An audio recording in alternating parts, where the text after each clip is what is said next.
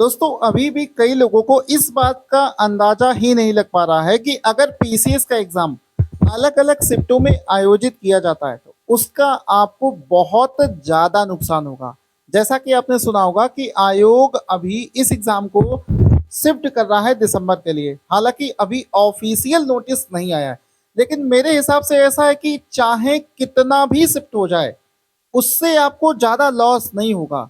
जित ज्यादा से ज्यादा थोड़ा बहुत करंट अफेयर्स और एक्स्ट्रा पढ़ना पड़ जाएगा 2-4 महीने का, लेकिन आपका सबसे ज्यादा नुकसान होगा कि अगर आपका पीसीएस का एग्जाम कई शिफ्टों में आयोजित किया जाता है।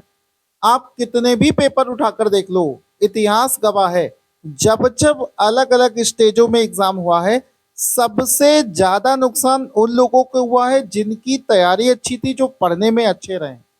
क्योंकि होता यह है कि ऐसा आज तक कोई सिस्टम डेवलप ही नहीं हुआ है जो सेम लेवल का पेपर बना पाए।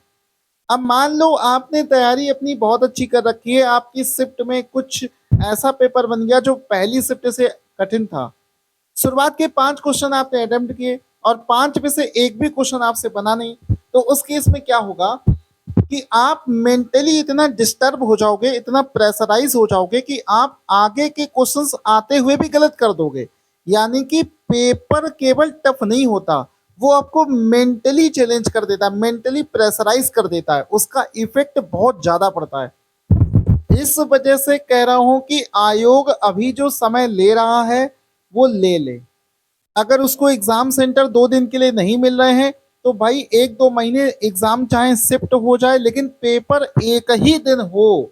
इससे अच्छी कोई खुशखबरी हो ही नहीं सकती।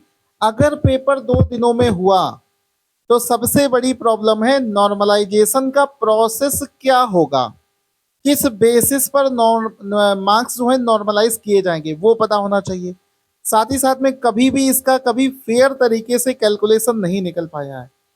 ठीक है, तो इस वजह से कोशिश करो सभी लोग। जो कई लोग प्रोटेस्ट भी कर रहे थे कि पीसीएस का पेपर कम से कम, पीसीएस और आरओ का पेपर तो एक ही शिफ्ट में आयोजित किया जाना चाहिए। बाकी जो यूपी ट्रिपल एससी का पेट का एग्जाम है या लेखपाल वगैरह के जो एग्जाम होते रहते हैं वो सब अगर अलग अलग शिफ्ट में हो रहे हैं तो कोई बात नहीं है, लेकिन पीसीएस का पेपर जो है पहले से एक ही शिफ्ट में होना चाहिए।